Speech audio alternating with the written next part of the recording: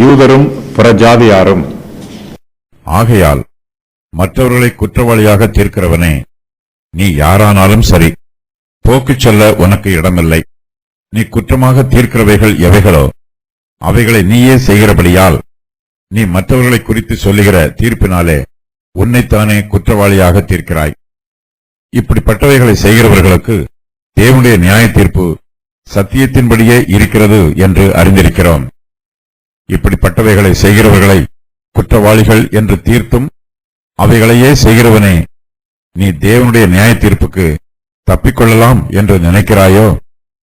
அல்லது தேவ தயவு நீ குணப்படும்படி உன்னை ஏவுகிறது என்று அறியாமல் அவருடைய தயவு, பொறுமை, நீடிய சாந்தம் இவைகளின் ஐஸ்வர்யத்தை அசட்டை பண்ணுகிறாயோ?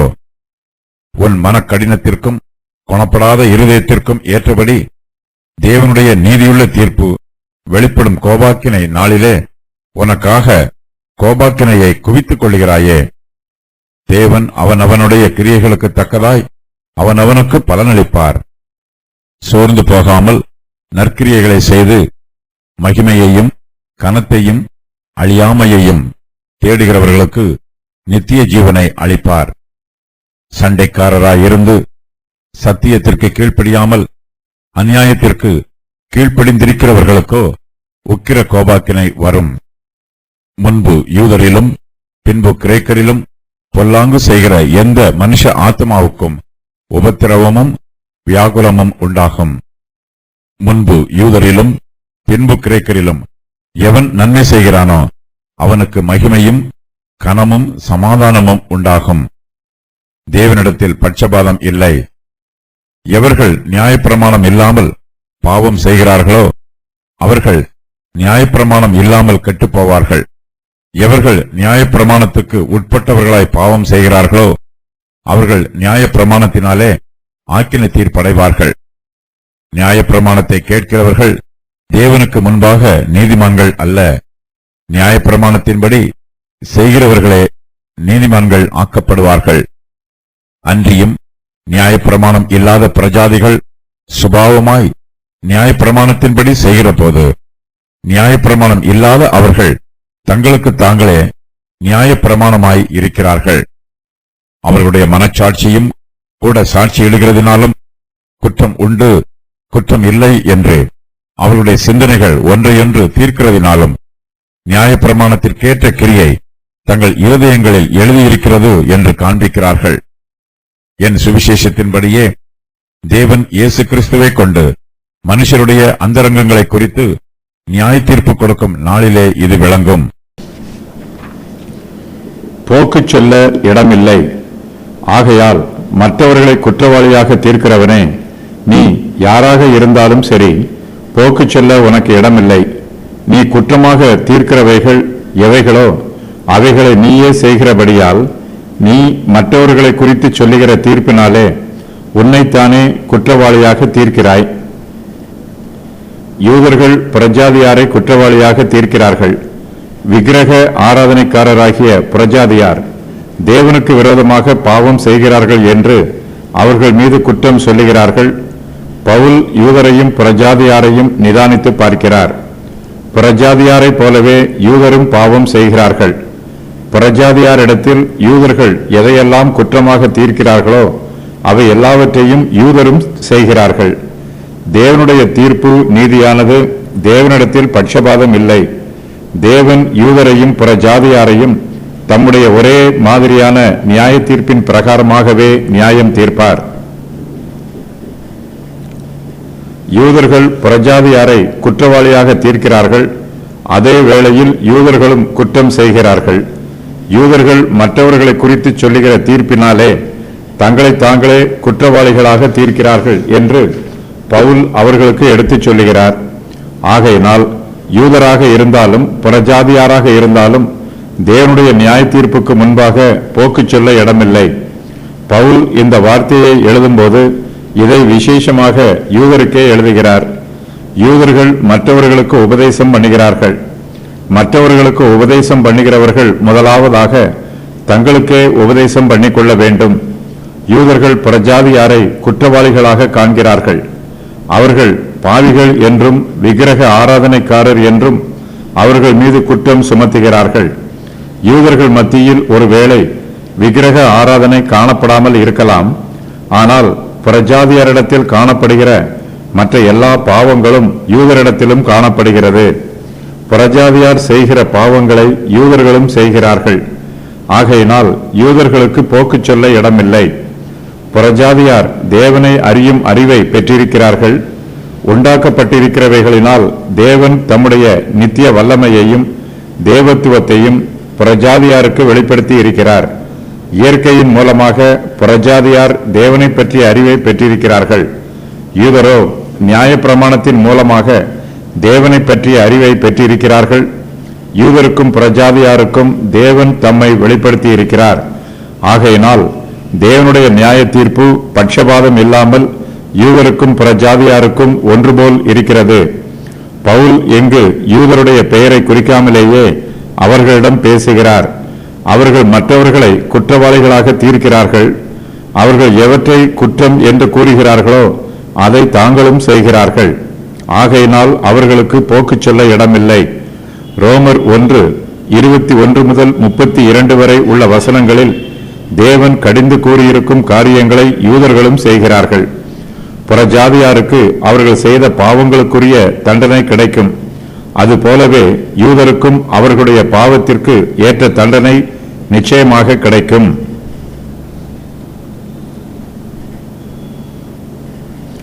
தேவனுடைய நியாய தீர்ப்பு. இப்படிப்பட்டவைகளை செய்கிறவர்களுக்கு தேவனுடைய நியாய தீர்ப்பு சத்தியத்தின்படியே இருக்கிறது என்று அறிந்திருக்கிறோம்.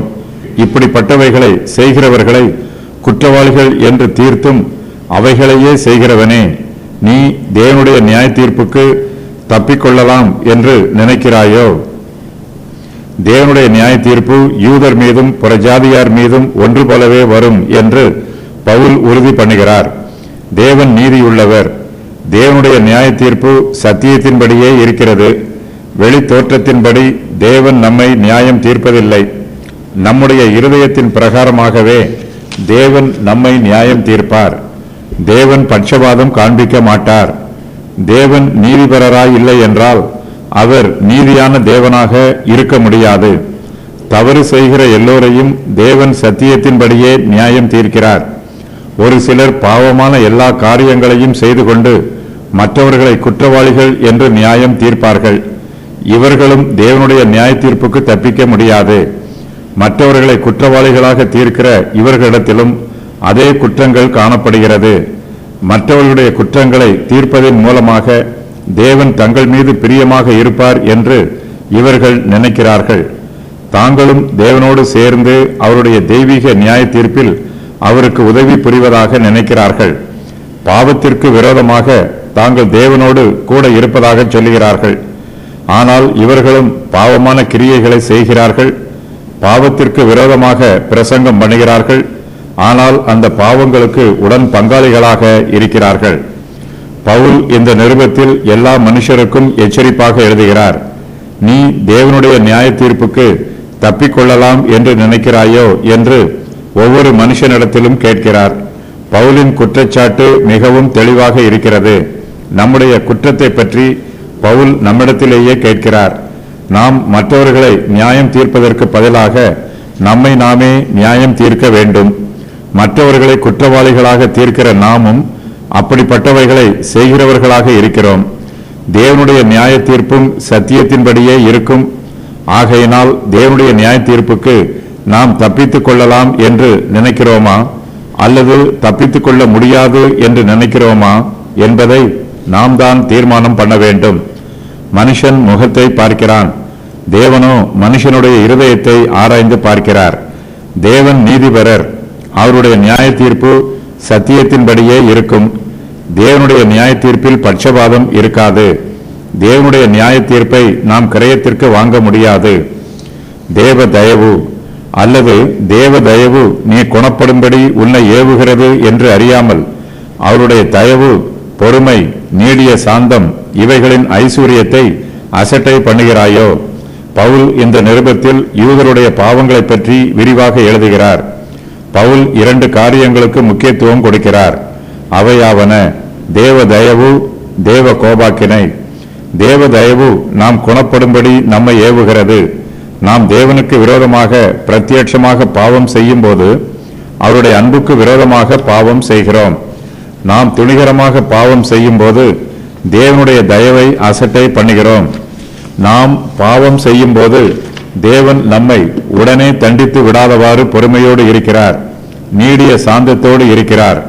ஆனால் நாமோ தேவனுடைய பொறுமையையும் நீடிய சாந்தத்தையும் அசட்டை செய்துவிட்டு துணிகரமாக பாவம் செய்கிறோம்.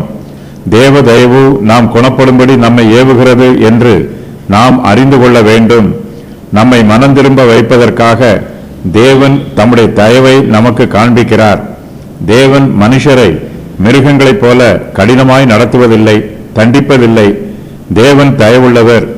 தேவ தயவு நாம் குணப்படும்படி நம்மை ஏவுகிறது. தயவு, பொறுமை, நீடிய சாந்தம் ஆகியவை தேவன் தம்முடைய கிருபையினால் நமக்கு கொடுக்கிற ஐஸ்வர்யங்கள். நாம் துணிகரமாக பாவம் செய்யும் போது தேவனுடைய தயவை நாம் அசட்டை செய்கிறோம். தேவன் இந்த பிரபஞ்சத்தில் எல்லா மனுஷருக்கும் தம்முடைய தயவை காண்பிக்கிறார், பொதுவான நன்மைகளை கொடுக்கிறார். மனுக்குலத்தார் எல்லாரும் தேவனுடைய தயவையும் நன்மையையும் தியானித்து பார்த்து தங்கள் பாவங்களுக்காக மனம் திரும்ப வேண்டும், தேவனுடைய அன்பை பற்றி கொள்ள வேண்டும். யூதர்கள் குணப்படுவதற்கு 3 காரியங்கள் அவர்களை ஏவுகிறது. அவையாவன: தேவனுடைய தயவு, தேவனுடைய பொறுமை, தேவனுடைய நீடிய சாந்தம். தேவன் பொறுமை உள்ளவர். பாவிகளை அழித்து போடாமல் அவர்கள் மீது பொறுமை உள்ளவராக இருக்கிறார். அவர்கள் ஜீவித்து ரட்சிக்கப்பட வேண்டும் என்று பொறுமையோடு காத்து கொண்டிருக்கிறார். தேவனுடைய நீடிய சாந்தத்தினால் அவருடைய இரக்கமும் தயவும் வெளிப்படுகிறது. தம்முடைய சாந்த குணத்தினாலே மனுஷர் தம்மோடு ஒப்புரவாவதற்கு அவர்களை வழிநடத்துகிறார். கோபாக்கினை: உன் மனக்கடினத்திற்கும் குணப்படாத இருதயத்திற்கும் ஏற்றபடி தேவனுடைய நீதியுள்ள தீர்ப்பு வெளிப்படும். கோபாக்கினை நாளிலே உனக்காக கோபாக்கினையை குவித்துக் கொள்கிறாயே. நாம் தொடர்ந்து பாவம் செய்யும் போது தேவன் தம்முடைய தயவையும் பொறுமையையும் நீடிய சாந்தத்தையும் நம்மை விட்டு நீக்கி போடுகிறார். தேவனுடைய பொறுமையை அசட்டை பண்ணுகிறவர்கள் மனக்கடினம் உள்ளவர்களாகவும் குணப்படாத இருதயம் உள்ளவர்களாகவும் இருக்கிறார்கள். இருதயத்தின் நிறைவினால் நம்முடைய வாய் பேசும். அதுபோலவே இருதயத்தின் சிந்தனையினால் மனுஷன் பாவ வழியில் நடக்கிறான்.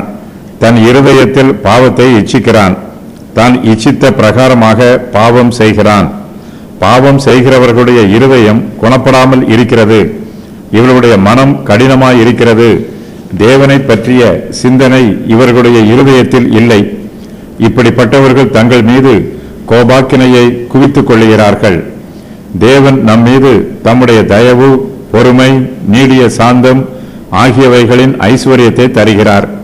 ஆனால் நாமோ அந்த ஐஸ்வர்யத்தை அசட்டை செய்துவிட்டு தேவனுடைய கோபாக்கினையை நம்மீது குவித்துக் கொள்ளுகிறோம். நாம் இப்பிரபஞ்சத்தில் நம்மீது குவித்துக் கொள்ளுகிற கோபாக்கினையை நம்முடைய நித்திய காலத்தில் செலவு பண்ண வேண்டும். நரக ஆக்கினையை அனுபவிக்க வேண்டும். இந்த வேதனை தெரிந்திருந்தும் பாவிகள் தங்கள் மீது கோபாக்கினையை குவித்துக் கொள்ளுகிறார்கள். மனுஷர் பொதுவாக ஐஸ்வர்யத்தை மறைவிடங்களில் பாதுகாப்பாக வைப்பது வழக்கம். வருங்காலத்திற்கு உதவியாக இருக்கும் என்று மனுஷர் பொக்கிஷங்களை சேர்த்து வைக்கிறார்கள். இந்த பொக்கிஷங்கள் நித்திய காலமாக மறைவிடத்தில் இராது. ஒரு நாள் இந்த பொக்கிஷங்கள் எல்லாம் திறக்கப்படும். அந்த நாளுக்காகவே மனுஷர் தங்களுடைய ஐஸ்வர்யங்களை சேர்த்து வைக்கிறார்கள். தேவனுடைய கோபாக்கினை நாளில் மனுஷர் சேர்த்து வைத்திருக்கிற பொக்கிஷங்கள் எல்லாம் திறக்கப்படும். மனுஷன் தேவ கோபாக்கினையை பொக்கிஷமாக குவித்துக் கொள்ளும் போது தேவனுடைய நீதியுள்ள தீர்ப்பு வெளிப்படும். கோபாக்கினை நாளிலே தேவ கோபாக்கினை வெளிப்படும். தேவன் இக்காலத்தில் பாவிகள் மீது பொறுமையோடும் நீடிய சாந்தத்தோடும் இருக்கிறார். இது கிருபையின் காலம். நாம் குணப்படும்படி தயவு நம்மை ஏவுகிறது. தேவன் தம்முடைய பொறுமையினாலும் நீடிய சாந்தத்தினாலும் நாம் மனம் திரும்புவதற்காக காத்து கொண்டிருக்கிறார். கிருபையின் காலத்தில் மாத்திரமே தேவன் காத்து கொண்டிருப்பார். நியாய தீர்ப்பு நாளின் போது கிருபையின் காலம் முடிந்து போகும். நீதியுள்ள காலம் வரும். அந்நாளில் தேவனிடத்தில் இருந்து பொறுமையும் நீடிய சாந்தமும் வெளிப்படுவதற்கு பதிலாக நீதியுள்ள தீர்ப்பு வெளிப்படும். அந்த நாள் கிருபையின் நாளாக இராமல் தேவனுடைய கோபாக்கினையின் நாளாக இருக்கும். அந்த நாள் வரப்போகிறது. தேவனுடைய கோபாக்கினை நாளிலே அவருடைய நீதியுள்ள தீர்ப்பு வெளிப்படும். தேவனுடைய கோபம் மனுஷருடைய கோபம் போல் இராது. நாம் எதற்கு கோபப்படுகிறோம் என்பதே நமக்கு தெரியாது. நம்முடைய இஷ்டப்படி நாம் கோபப்படுவோம். ஆனால் தேவனுடைய கோபமோ நீதியாக இருக்கும். அவர் பாவம் செய்கிறவர்களை தண்டிப்பார். தேவனுடைய நியாய தீர்ப்பு சத்தியத்தின்படியே இருக்கும், நீதியுள்ள தீர்ப்பாக இருக்கும். தேவனுடைய நீதியுள்ள நியாய தீர்ப்பு இக்காலத்தில் பாவிகள் மீது பிரத்யட்சமாக தெரியவில்லை. பாவிகளில் அநேகர் ஐஸ்வர்யவான்களாக இருக்கிறார்கள், ஆரோக்கியமாக இருக்கிறார்கள், உயர்ந்த அந்தஸ்தில் இருக்கிறார்கள். இதனால் இவர்கள் மீது தேவனுடைய நியாய தீர்ப்பு வெளிப்படாதது போல தோன்றுகிறது. இவர்கள் தங்கள் பணத்தினாலும் ஆரோக்கியத்தினாலும் சமுதாய அந்தஸ்தினாலும் இக்காலத்தில் தேவனுடைய நியாய தீர்ப்பை மூடி வைத்திருக்கிறார்கள். தேவனுடைய கோபாக்கினை நாளிலே தேவனுடைய நியாய தீர்ப்பை மனுஷரால் மூடி வைக்க முடியாது. நியாய தீர்ப்பு நாளில் தேவனுடைய நீதியுள்ள நியாய தீர்ப்பு வெளிப்படும். அப்போது இவர்கள் மீது வருகிற கோபாக்கினை உலகம் முழுவதும் பிரத்யட்சமாக வெளிப்படும். இறுதி நியாய தீர்ப்பு. துன்மார்க்கர்கள் தங்களுடைய துன்மார்க்கமான கிரியைகளுக்கு நித்திய தண்டனை பெறப்போகும் இறுதி நியாய தீர்ப்பை பற்றி பவுல் இங்கு குறிப்பிடுகிறார். இது வரும் கோபம் என்றும் அழைக்கப்படுகிறது. கலகக்காரர்கள் கோபாக்கினையின் பிள்ளைகள் என்று அழைக்கப்படுகிறார்கள். கலக குணத்தின் நிமித்தமாக கலகக்காரர்களுக்கு தேவனுடைய கோபம் இப்போதே வெளிப்பட்டிருக்கிறது. பூமியில் உள்ள ஜனங்கள் மீது கோபாக்கினையின் உக்கிரமமான நாள் வரப்போகிறது. கோபாக்கினையின் அந்த நாளே இறுதி நியாய தீர்ப்பும் நித்திய நரகமும் ஆகும். அவனவனுடைய கிரியைகள். தேவன் அவனவனுடைய கிரியைகளுக்கு தக்கதாய் அவனவனுக்கு பலனளிப்பார். சோர்ந்து போகாமல் நற்கிரியைகளை செய்து மகிமையையும் கனத்தையையும் அழியாமையையும் தேடுகிறவர்களுக்கு நித்திய ஜீவனை அளிப்பார். தேவனுடைய நியாய தீர்ப்பும் அவருடைய நீதியும் எப்படி இருக்கும் என்பதை பவுல் இந்த நிருபத்தில் எழுதுகிறார். தேவன் அவனவனுடைய கிரியைகளுக்கு தக்கதாய் அவனவனுக்கு பலனளிப்பார். தேவனுடைய நியாய தீர்ப்பை பற்றி பவுல் இங்கு உறுதியாக எழுதினாலும் அவருடைய கிருபையையும் அவர் மூலமாக உண்டாகும் நன்மையையும் பவுல் தெளிவாக சொல்லுகிறார். சோர்ந்து போகாமல் நற்கிரியைகளை செய்து மகிமையையும் கனத்தையும் அழியாமையையும் தேடுகிறவர்களுக்கு நித்திய ஜீவனை அளிப்பார் என்றும், எவன் நன்மை செய்கிறானோ அவனுக்கு மகிமையும் கனமும் சமாதானமும் உண்டாகும் என்றும் தேவனுடைய கிருபையை பற்றி பவுல் எழுதுகிறார். தேவன் மனுஷருக்கு இரக்கம் காண்பிப்பதில் பிரியமாய் இருக்கிறார். ரட்சிக்க கூடாதபடிக்கு தேவனுடைய கரம் ஒருபோதும் குறுகி போகவில்லை. தேவன் எல்லோருக்கும் பொதுவான நன்மைகளை காண்பிக்கிறார். ஆனாலும் அவருடைய விசேஷித்த நன்மைகள் அவருக்கு பிரியமான கிரியைகளை செய்கிறவர்களுக்கு மாத்திரமே வாக்கு பண்ணப்பட்டிருக்கிறது. சோர்ந்து போகாமல் நற்கிரியைகளை செய்கிறவர்களுக்கு மாத்திரமே தேவன் நித்திய ஜீவனை கொடுப்பார். தேவன் நீதிபரர். தேவனுடைய தீர்ப்பு நீதியுள்ளது. இது சத்தியத்தின்படியே இருக்கிறது. தேவனுடைய நித்திய ஜீவனை நாம் பெற்றுக்கொள்ள வேண்டும் என்றால் நாம் சோர்ந்து போகாமல் நற்கிரியைகளை செய்ய வேண்டும். அதே வேளையில் மகிமையையும் கனத்தையும் அழியாமையையும் தேட வேண்டும். அப்போதுதான் தேவன் நமக்கு நித்திய ஜீவனை அளிப்பார். நம்முடைய இருதயத்தின் சிந்தை பரிசுத்தம் உள்ளதாக இருக்க வேண்டும். சுய விருப்பமும் சுய ஆசையும் சுய சித்தமும் நிறைவேற வேண்டும் என்று நாம் பேராசைப்படக்கூடாது. தேவனுடைய மகிமையையும் அவருடைய கனத்தையும் நாம் தேட வேண்டும். நமக்கு அழியாத நித்திய ஜீவனை நாம் தேட வேண்டும். நம்முடைய சிந்தையும் நோக்கமும் பரலோகத்தை போல உயர்ந்ததாக இருக்க வேண்டும். பரலோகத்திற்கு கீழான எதையும் நாம் நோக்கி பார்க்கவும் கூடாது. அதன் மேல் பிரியம் வைக்கவும் கூடாது. உலக சிநேகம் தேவனுக்கு விரோதமான பகை. நாம் தேவனுடைய மகிமையையும் கனத்தையும் தேடும்போது நம்முடைய சுய மகிமையையும் சுய கனத்தையும் தேட முடியாது. நம்முடைய சுயத்திற்கு இழப்பு உண்டாகும். நாம் சுயத்தை இழந்தாலும் நித்திய ஜீவனை தேவனிடமிருந்து பெற்றுக்கொள்வோம். சாதாரண காரியங்களை இழந்து போவோம். அதற்கு பதிலாக மேலான காரியங்களை பெற்றுக்கொள்வோம். இப்பிரபஞ்சத்தின் காரியங்களை இழந்து போவோம். அதற்கு ஈடாக பரலோகத்தின் மேன்மையை பெற்றுக்கொள்வோம். இப்படிப்பட்ட தெய்வீக காரியங்களை நாம் நித்தமும் தேடுகிறவர்களாக இருக்க வேண்டும். நாம் தேவனுடைய மகிமையையும் அவருடைய கனத்தையும் நம்முடைய அழியாமையையும் தேடுகிறவர்களாக இருந்தால் மாத்திரம் போதாது, நாம் சோர்ந்து போகாமல் எப்போதும் நற்கிரியைகளை செய்து கொண்டு இருக்க வேண்டும். நன்மை செய்து கொண்டே இருக்க வேண்டும். எப்போதும் நன்மை செய்கிறவர்களுக்கு மகிமையும் கனமும் சமாதானமும் உண்டாகும். நாம் நற்கிரியைகளை தெரிந்து வைத்திருந்தால் மாத்திரம் போதாது, நற்கிரியைகளை பற்றி பேசினால் மாத்திரம் போதாது, நற்கிரியைகளை வாக்குத்தத்தம் பண்ணினால் மாத்திரம் போதாது, நாம் நற்கிரியைகளை செய்யவும் வேண்டும். அதுவும் சோர்ந்து போகாமல் எப்போதும் செய்ய வேண்டும். ஒரு சிலர் நற்கிரியைகளை செய்ய ஆரம்பிப்பார்கள், ஆனால் முடிக்க மாட்டார்கள். ஆரம்பம் நன்றாக இருக்கும், முடிவோ பரிதாபமாக இருக்கும். ஆனால் நாமோ சோர்ந்து போகாமல் எப்போதும் தொடர்ந்து நற்கிரியைகளை செய்து கொண்டே இருக்க வேண்டும்.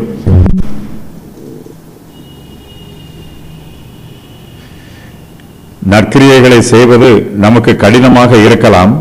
இதில் நாம் சோர்வடையலாம். ஆனாலும் சோர்ந்து போகாமல் நற்கிரியை செய்ய வேண்டும். நற்கிரியைகளை நீண்ட காலமாக செய்வதற்கு நீடிய பொறுமை வேண்டும். பல காரியங்களை சகித்துக் கொள்கிறவர்களால் தான் நற்கிரியைகளை சோர்ந்து போகாமல் செய்ய முடியும். பொறுமை இல்லாமல் எதையும் செய்ய முடியாது. சோர்ந்து போகாமல் நற்கிரியைகளை செய்யும் போது தேவன் நமக்கு நித்திய ஜீவனை கொடுப்பார். நாம் தேட வேண்டிய காரியங்கள் மகிமை, கனம், அழியாமை, நித்திய ஜீவன். இவைகளை தேடும் போதுதான் தேவன் நமக்கு கொடுப்பார். சோர்ந்து போகாமல் நற்கிரியைகளை செய்ய வேண்டும். ஒரு மனுஷன் கீழ்ப்படிவதினால் அதன் வெகுமதியாக இவற்றை பெற்றுக்கொள்ள முடியாது. ஏனெனில் தேவனுடைய கிருபையினால் இவை மனுஷனுக்கு ஏற்கனவே வாக்கு பண்ணப்பட்டிருக்கிறது. ஏற்கனவே வாக்கு பண்ணப்பட்டிருப்பவற்றை நாம் தேடும்போது தேவன் அவற்றை நமக்கு அளிக்கிறார். தேவன் தமது சித்தத்தின் பிரகாரம் செயல்படுகிறார் என்பதற்கு இதுவும் ஒரு சான்றாகும். உக்கிர கோபாக்கினை சண்டைக்காரராய் இருந்து சத்தியத்திற்கு கீழ்ப்படியாமல் அநியாயத்திற்கு கீழ்ப்படிந்திருக்கிறவர்களுக்கோ உக்கிர கோபாக்கினை வரும். முன்பு யூதரிலும் பின்பு கிரேக்கரிலும் பொல்லாங்கு செய்கிற எந்த மனுஷ ஆத்மாவுக்கும் உபத்திரவமும் வியாகுலமும் உண்டாகும். நற்கிரியைகளை செய்கிறவர்களுக்கு தேவனுடைய நன்மையான ஆசீர்வாதம் வரும். பொல்லாங்கு செய்கிறவர்களுக்கோ உபத்திரவமும் வியாகுலமும் உண்டாகும். பொல்லாங்கு செய்கிறவர்கள் சண்டைக்காரராய் இருப்பார்கள். இவர்கள் சத்தியத்திற்கு கீழ்ப்படியாமல் அநியாயத்திற்கு கீழ்ப்படிவார்கள். தேவனுக்கு விரோதமாக அநியாயம் செய்வார்கள். தேவனுக்கு விரோதமாக சண்டையிடுவார்கள். துணிகரமாக பாவம் செய்கிற எல்லோருமே தேவனுக்கு விரோதமாக யுத்தம் பண்ணுகிறார்கள். துணிகரமான ஒவ்வொரு பாவமும் தேவனோடு சண்டையிடுகிறது. பாவம் செய்கிறவர்கள் சத்தியத்திற்கு கீழ்ப்படிய மாட்டார்கள். நாம் சத்தியத்தை அறிந்து வைத்திருந்தால் மாத்திரம் போதாது, அதற்கு கீழ்ப்படிய வேண்டும். சத்தியத்திற்கு கீழ்ப்படியாமல் இருப்பது அநியாயத்திற்கு கீழ்ப்படிவதற்கு சமம். மனுஷன் ஏதோ ஒன்றுக்கு கீழ்ப்படிவான். அவன் சத்தியத்திற்கு கீழ்ப்படியவில்லை என்றால் நிச்சயமாகவே அநியாயத்துக்கு கீழ்ப்படிவான். சத்தியத்திற்கு ஊழியம் செய்ய மறுக்கிறவர்கள் அநியாயத்திற்கு அடிமைகளாக இருப்பார்கள். பொல்லாங்கு செய்கிற எந்த மனுஷ ஆத்மாவுக்கும் உபத்திரவமும் வியாகுலமும் உண்டாகும். சத்தியத்திற்கு கீழ்ப்படியாமல் அநியாயத்திற்கு கீழ்ப்படுகிறவர்களுக்கு உக்கிர கோபாக்கினை வரும். இவையெல்லாம் பாவத்தின் சம்பளங்கள். இது மனுஷருடைய சரீரத்தின் மீது வராமல் அவர்களுடைய ஆத்துமாக்களுக்கு வருகிறது. தேவனுடைய உக்கிர கோபாக்கினை மனுஷருடைய ஆத்மாவை பாதிக்கும். மனுஷன் தேவ கோபாக்கினையை தன் ஆத்மாவில் சேர்த்து வைக்கிறான். இந்த கோபாக்கினையை சேர்த்து வைப்பதற்கு பாவம் ஆத்மாவை தகுதிப்படுத்துகிறது. நரகத்தில் நித்திய உபத்திரவமும் நித்திய வியாகுலமும் உண்டாயிருக்கும். தேவ கோபாக்கினையினாலேயே இந்த உபத்திரவமும் வியாகுலமும் உண்டாயிற்று. சத்தியத்திற்கு கீழ்ப்படியாமல் அநியாயத்திற்கு கீழ்ப்படிந்து தேவனுக்கு விரோதமாக யுத்தம் பண்ணுகிறவர்களுக்கு நித்திய உபத்திரவமும் நித்திய வியாகுலமும் நரகத்தில் உண்டாயிருக்கும். இது கிருபையின் காலம். தேவன் தம்முடைய பொற்செங்கோலினால் நம்மை கிருபையோடு ஆளுகை செய்கிறார். பொற்செங்கோலுக்கு கீழ்ப்படியாதவர்கள் தேவனுடைய இரும்பு கோலினால் வளைக்கப்படுவார்கள், இரும்பு கோலினால் உடைக்கப்படுவார்கள். நன்மை செய்கிறவன் முன்பு யூதரிலும் பின்பு கிரேக்கரிலும் எவன் நன்மை செய்கிறானோ அவனுக்கு மகிமையும் கனமும் சமாதானமும் உண்டாகும். சோர்ந்து போகாமல் நற்கிரியைகளை செய்து மகிமையையும் கனத்தையும் அழியாமையையும் தேடுகிறவர்களுக்கு தேவன் நித்திய ஜீவனை அளிப்பார் என்று பவுல் ஏற்கனவே எழுதிவிட்டு இப்போது மறுபடியும் எவன் நன்மை செய்கிறானோ அவனுக்கு மகிமையும் கனமும் சமாதானமும் உண்டாகும் என்றும் எழுதுகிறார். இப்பிரபஞ்சத்தின் மகிமைகளையும் உலக பிரகாரமான மேன்மையையும் மாயையான பெருமைகளையும் தேடுகிறவர்களுக்கு மெய்யான மகிமையோ கனமோ சமாதானமோ உண்டாகாது. இப்பிரபஞ்சத்தின் பெருமை ஒளிந்து போகும், பரலோகத்தின் மேன்மையோ ஒளிந்து போகாது, அது நித்தியமானது. நாம் இப்பிரபஞ்சத்திற்குரிய காரியங்களை தேடாமல் பரலோகத்தின் மகிமையையும் பரலோகத்தின் கனத்தையும் தேட வேண்டும். இவை நித்தியமானவை. இவற்றை தேடி நன்மை செய்யும் போது நமக்கு நித்திய மகிமையும் நித்திய கனமும் நித்திய சமாதானமும் உண்டாகும். பரலோகத்தின் கனத்திலும் மகிமையிலும் சமாதானம் இருக்கிறது.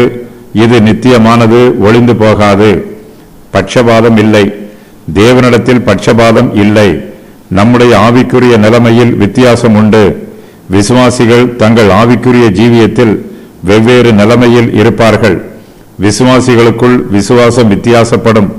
ஒரு சிலரிடத்தில் அதிக விசுவாசமும் ஒரு சிலரிடத்தில் குறைவான விசுவாசமும் காணப்படும். நம்முடைய ஆவிக்குரிய ஜீவியத்திலும் மேடு பள்ளங்கள் இருக்கும். ஆனால் தேவனிடத்திலோ பட்சபாதம் இல்லை. நம்முடைய வெளிப்படையான சமுதாய அந்தஸ்து, ஐசுவரியம், கல்வி ஆகியவற்றின் அடிப்படையில் தேவன் நம்மை ரட்சிப்பதில்லை. நாம் எந்த ஜாதி, எந்த இனம், எந்த மொழி பேசுகிறவர்கள் என்பதையெல்லாம் பார்த்து தேவன் நம்மை ரட்சிப்பதில்லை. மனுஷன் தங்களுக்குள் பிரிந்திருக்கிறார்கள். யூதர் என்றும் புற ஜாதியார் என்றும் மனுஷர் பிரிந்திருந்தாலும் தேவனுடைய கிருபையோ எல்லோருக்கும் ஒன்று போலவே கொடுக்கப்படுகிறது. தேவனுடைய சிலாக்கியங்கள் முன்பு யூதரிலும் பின்பு கிரேக்கரிலும் உண்டாயிற்று. யூதர்கள் தேவனிடத்தில் இருந்து அதிகமான சிலாக்கியத்தை பெறுவதற்கு கிருபை பெற்றிருக்கிறார்கள். அதே வேளையில் தேவனுடைய கிருபை புறஜாதியாருக்கும் மறுக்கப்படுவதில்லை. யூதர்கள் தீமை செய்தால் தேவன் அவர்களை தண்டியாமல் விடமாட்டார். அதே வேளையில் புறஜாதியாருக்கு கிருபை தேவைப்படும் போது அதை அவர்களுக்கு கொடுக்காமல் மறுக்கவும் மாட்டார். முன்பு யூதரிலும் பின்பு கிரேக்கரிலும் எவன் நன்மை செய்கிறானோ அவனுக்கு மகிமையும் கனமும் சமாதானமும் உண்டாகும். தேவனிடத்தில் பட்சபாதம் இல்லை. நியாயப்பிரமாணம். எவர்கள் நியாயப்பிரமாணம் இல்லாமல் பாவம் செய்கிறார்களோ அவர்கள் நியாயப்பிரமாணம் இல்லாமல் கெட்டுப்போவார்கள். எவர்கள் நியாயப்பிரமாணத்துக்கு உட்பட்டவர்களாய் பாவம் செய்கிறார்களோ அவர்கள் நியாயப்பிரமாணத்தினாலே ஆக்கின தீர்ப்பு அடைவார்கள். நியாயப்பிரமாணத்தை கேட்கிறவர்கள் தேவனுக்கு முன்பாக நீதிமான்கள் அல்ல. நியாயப்பிரமாணத்தின்படி செய்கிறவர்களே நீதிமான்கள் ஆக்கப்படுவார்கள். அன்றியும் நியாயப்பிரமாணம் இல்லாத புறஜாதிகள் சுபாவமாய் நியாயப்பிரமாணத்தின்படி செய்கிற போது நியாயப்பிரமாணம் இல்லாத அவர்கள் தங்களுக்கு தாங்களே நியாயப்பிரமாணமாய் இருக்கிறார்கள்.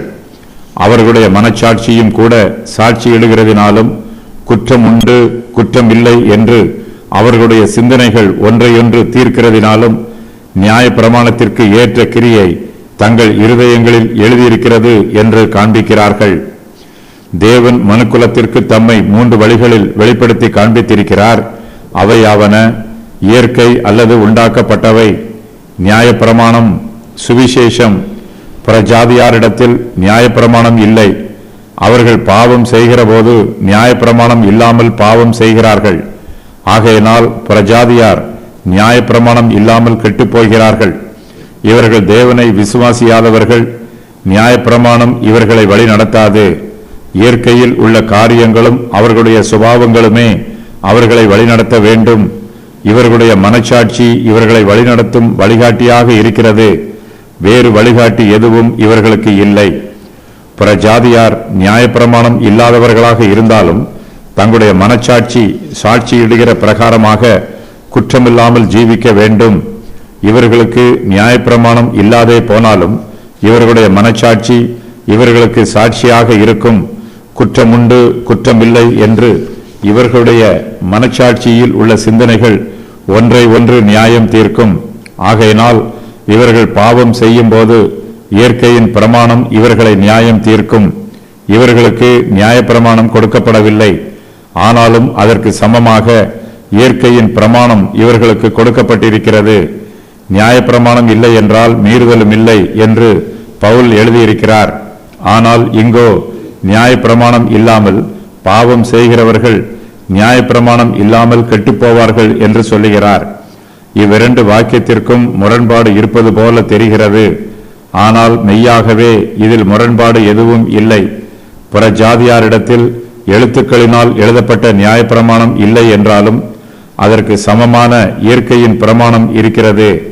மனச்சாட்சியின் பிரமாணம் இவர்களிடத்தில் இருக்கிறது. இவர்கள் தங்கள் மனச்சாட்சியின் பிரமாணத்திற்கு கீழ்ப்படிய வேண்டும்.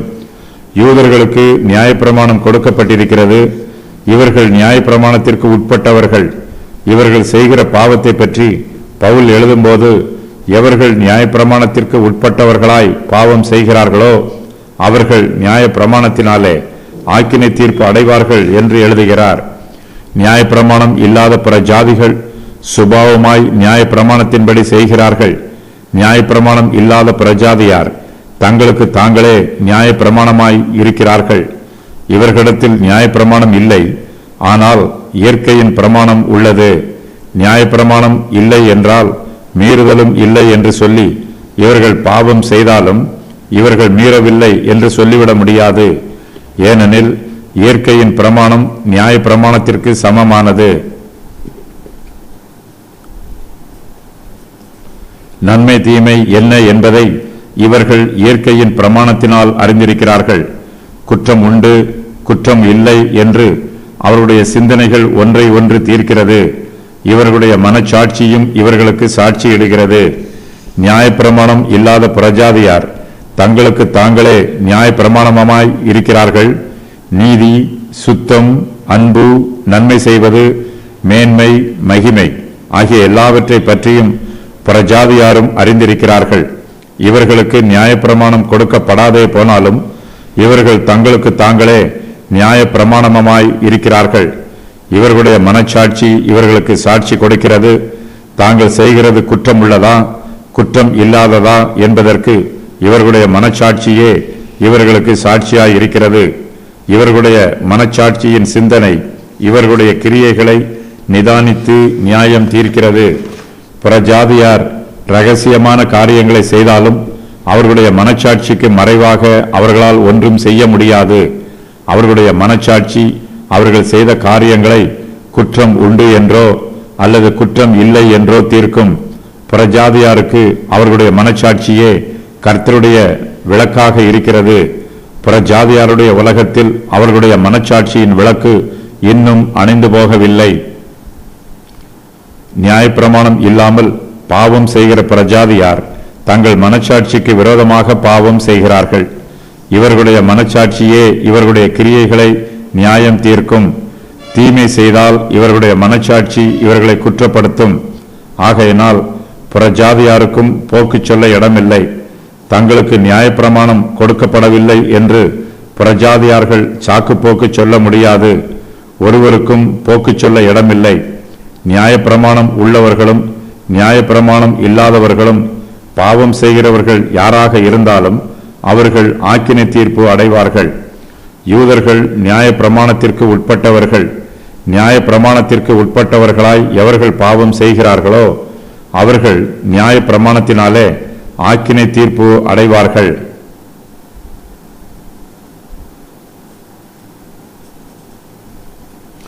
நியாயப்பிரமாணம் இவர்களுக்கு சுத்தமாகவும் தெளிவாகவும் இருக்கிறது. நியாயப்பிரமாணத்தின் வெளிச்சத்தில் இவர்களுடைய பாவங்கள் பிரத்யட்சமாக தெரியும். இவர்கள் நியாயப்பிரமாணத்தினாலே ஆக்கினை தீர்ப்பு அடைவார்கள். நியாயப்பிரமாணத்திற்கு உட்பட்டவர்களை இந்த பிரமாணம் வழிநடத்துகிறது. எதை செய்ய வேண்டும் என்றும் எதை செய்யக்கூடாது என்றும் அவர்களுக்கு எடுத்துச் சொல்லுகிறது. இவர்கள் செய்தவற்றை ஆராய்ந்து பார்ப்பதற்கும் நியாயப்பிரமாணம் உதவியாய் இருக்கிறது. நியாயப்பிரமாணம் இல்லாதவர்களாய் பாவம் செய்தவர்களை விட நியாயப்பிரமாணத்திற்கு உட்பட்டவர்களாய் பாவம் செய்கிறவர்கள் மீது தேவனுடைய ஆக்கினை தீர்ப்பு மிகவும் அதிகமாயிருக்கும். ஏனெனில் முன்பு யூதரிலும் பின்பு கிரேக்கரிலும் எவன் நன்மை செய்கிறானோ அவனுக்கு மகிமையும் கனமும் சமாதானமும் உண்டாகும். அதுபோல முன்பு யூதரிலும் பின்பு கிரேக்கரிலும் எவன் பாவம் செய்கிறானோ அவனுக்கு ஆக்கினை தீர்ப்பு உண்டாகும். நியாயப்பிரமாணத்தை கேட்கிறவர்கள் தேவனுக்கு முன்பாக நீதிமான்கள் அல்ல, நியாயப்பிரமாணத்தின்படி செய்கிறவர்களே நீதிமான்கள் ஆக்கப்படுவார்கள். யூதருக்கு நியாயப்பிரமாணம் கொடுக்கப்பட்டிருப்பது அவர்களுக்கு கிடைத்திருக்கிற பெரிய சிலாக்கியம். ஆனால் இந்த நியாயப்பிரமாணத்தை கேள்விப்படுவதனால் மாத்திரம் இவர்களுக்கு ஒரு பிரயோஜனமும் உண்டாகாது. இவர்கள் நியாயப்பிரமாணத்தின்படி ஜீவித்தால் மாத்திரமே இவர்களுக்கு பிரயோஜனம் உண்டாகும். பவுல் யூதருக்கு சொல்லுகிற இந்த சத்தியத்தை விசுவாசிகளாகிய நாமும் நமக்கு சொந்தமாக்கிக் கொள்ள வேண்டும். சுவிசேஷத்தை கேட்கிறவர்கள் தேவனுக்கு முன்பாக நீதிமான்கள் அல்ல, சுவிசேஷத்தின்படி செய்கிறவர்களே நீதிமான்கள் ஆக்கப்படுவார்கள். சுவிசேஷத்தை கேட்பதினால் நாம் ரட்சிக்கப்பட மாட்டோம். சுவிசேஷத்தில் எழுதப்பட்டிருக்கிறதற்கு நாம் கீழ்ப்படிந்து ஜீவிக்கும் போது மாத்திரமே நாம் ரட்சிக்கப்படுவோம். நியாயப்பிரமாணம் இல்லாமல் பாவம் செய்கிறவர்கள் நியாயப்பிரமாணம் இல்லாமல் கெட்டுப்போவார்கள். நியாயப்பிரமாணத்திற்கு உட்பட்டவர்களாய் பாவம் செய்கிறவர்கள் நியாயப்பிரமாணத்தினாலே ஆக்கினை தீர்ப்பு அடைவார்கள். ரோமர் 2:7-11 வரை உள்ள வசனங்களில் தேவன் நமது கிரியைகளுக்கு தக்கதாய் பலனளிப்பார் என்று வாசிக்கிறோம். ரோமர் 2:12-16 வரை உள்ள வசனங்களில் தேவன் நமது நடத்தையை நாம் ஏற்றுக்கொண்ட சத்தியத்தின் பிரகாரமாக நியாயம் தீர்ப்பார் என்று வாசிக்கிறோம். பிரஜாதியாருக்கு நியாயப்பிரமாணம் இல்லை, ஆகையினால் துன்மார்க்கரான பிரஜாதியார் நியாயப்பிரமாணம் இல்லாமல் நியாயம் தீர்க்கப்படுவார்கள். நியாயப்பிரமாணத்தை கேட்டால் மட்டும் போதாது, அதற்கு கீழ்ப்படிந்து அதற்கு ஏற்ற பிரகாரமாக கிரியை நடப்பிக்க வேண்டும். நியாயப்பிரமாணத்தின்படி செய்கிறவர்களே நீதிமான்கள் ஆக்கப்படுவார்கள். பிரஜாதியாருக்கு மோசேயின் நியாயப்பிரமாணம் கிடையாது, ஆனால் அவர்களே அவர்களுக்கு நியாயப்பிரமாணமாய் இருக்கிறார்கள். பிரஜாதியாரை நியாயம் தீர்ப்பதற்கு மோசேயின் நியாயப்பிரமாணம் தேவையில்லை. அவர்களுடைய நியாயப்பிரமாணமே அவர்களை நியாயம் தீர்ப்பதற்கு போதுமானது. சுபாவமாய் நியாயப்பிரமாணத்தை கைக்கொள்வது. பிரஜாதியார் நியாயப்பிரமாணத்தை தங்களுடைய இயற்கையான சுபாவத்தின் பிரகாரம் கைக்கொள்ளுகிறார்கள். இந்த நியாயப்பிரமாணம் அவர்களுடைய இருதயங்களில் எழுதப்பட்டிருக்கிறது. அவர்களுடைய மனச்சாட்சி நியாயப்பிரமாணத்திற்கு கீழ்ப்படிய வேண்டும் என்று சாட்சி பகர்கிறது. நியாயப்பிரமாணத்திற்கு அவர்கள் கீழ்ப்படியாமல் இருக்கும்போது அவர்களுடைய மனச்சாட்சியே அவர்களை கடிந்து கொள்கிறது. குற்றம் உண்டு, குற்றம் இல்லை என்று அவர்களுடைய சிந்தனைகள் ஒன்றையொன்று தீர்க்கிறது. தேவன் தமது நியாயப்பிரமாணத்தை யூதருக்கு வெளிப்படுத்தி இருக்கிறது போன்றே புறஜாதியாருக்கும் அவர்களுடைய இருதயங்களில் வெளிப்படுத்தி இருக்கிறார். ஆகையினால் புறஜாதியாரை அவர்களுடைய கிரியைகளின் பிரகாரமாக தேவன் நியாயம் தீர்ப்பதற்கு இது போதுமானதாகும். நியாயப்பிரமாணத்தை கைக்கொள்வதினாலோ அல்லது சுபாவத்தின் பிரகாரம் மனச்சாட்சிக்கு கீழ்ப்படிந்து நடப்பதினாலோ எந்த ஒரு ஆத்மாவும் ரட்சிக்கப்படாது. ரட்சிக்கப்படுவதற்கு நாம் மறுபடியும் பிறக்க வேண்டியது அவசியமாம். நியாய தீர்ப்பு கொடுக்கும் நாள். என் சுவிசேஷத்தின்படியே தேவன் இயேசு கிறிஸ்துவை கொண்டு மனுஷருடைய அந்தரங்கங்களை குறித்து நியாய தீர்ப்பு கொடுக்கும் நாளிலே இது விளங்கும். பாவம் செய்கிற எல்லோருக்குமே தேவனுடைய நியாய தீர்ப்பு உண்டு. அவர்கள் நியாயப்பிரமாணம் இல்லாதவர்களாய் இருந்தால் அவர்கள் நியாயப்பிரமாணம் இல்லாமல் கெட்டுப்போவார்கள். அவர்கள் நியாயப்பிரமாணத்திற்கு உட்பட்டவர்களாய் பாவம் செய்தால் அவர்கள் நியாயப்பிரமாணத்தினாலே ஆக்கினை தீர்ப்பு அடைவார்கள். இவர்களைப் போலவே சுவிசேஷத்திற்கு உட்பட்டவர்களும் அந்த சுவிசேஷத்தினால் நியாய தீர்ப்பு அடைவார்கள். பவுல் சுவிசேஷத்தை பற்றி எழுதும்போது என் சுவிசேஷத்தின்படியே என்று எழுதுகிறார். சுவிசேஷம் பொதுவானது. ஒரே சுவிசேஷம் மாத்திரமே இருக்கிறது. இது கிறிஸ்துவின் சுவிசேஷம். பவுல் கிறிஸ்துவின் சுவிசேஷத்தை பிரசங்கிப்பதினால் அதை என் சுவிசேஷம் என்று எழுதுகிறார். இது மெய்யாகவே கிறிஸ்துவின் சுவிசேஷம், பவுலின் சுய சுவிசேஷம் அல்ல. பவுல் சுவிசேஷத்தை பற்றி சொல்லும்போது நியாய தீர்ப்பு நாளை பற்றியும் சொல்லுகிறார். கர்த்தருடைய பிள்ளைகளாகிய நாம் தேவனுடைய நியாய தீர்ப்பு நாளை பற்றி தெரிந்திருக்க வேண்டும். இது எல்லோருக்கும் கொடுக்கப்பட்டிருக்கிற பொதுவான நியாய தீர்ப்பு நாள். மனுஷரை நியாயம் தீர்க்கும் அதிகாரம் கர்த்தராகிய இயேசு கிறிஸ்துவின் கரங்களில் ஒப்பு கொடுக்கப்பட்டிருக்கிறது. இயேசு கிறிஸ்துவே நியாய தீர்ப்பு நாளில் நம்முடைய நியாயாதிபதியாக இருப்பார். இயேசு கிறிஸ்துவை கர்த்தராகவும் இரட்சகராகவும் கொண்டிருக்கிற ஜனங்களுக்கு இது நற்செய்தி. கிறிஸ்துவுக்கு விரோதமாகவும் அவருடைய சுவிசேஷத்திற்கு விரோதமாகவும் பாவம் செய்கிறவர்களுக்கோ இது துர்ச்செய்தி. நியாய தீர்ப்பு கொடுக்கும் நாளில் தேவன் இயேசு கிறிஸ்துவை கொண்டு மனுஷருடைய எல்லா அந்தரங்கங்களையும் நியாயம் தீர்ப்பார். தேவனுடைய நியாய தீர்ப்பு நாள் மனுஷருடைய அந்தரங்கங்களை வெளிப்படுத்துகிற நாளாக இருக்கும். தேவனுக்கு மறைவானது ஒன்றுமில்லை. பவுல் இயேசு கிறிஸ்துவின் சுவிசேஷத்தை பிரசங்கித்து வருகிறார். இந்த பிரசங்கத்தில் அவர் மூல உபதேசங்களின் அஸ்திபாரங்களை போடுகிறார். அவையே பவுலின் சுவிசேஷமாகும்.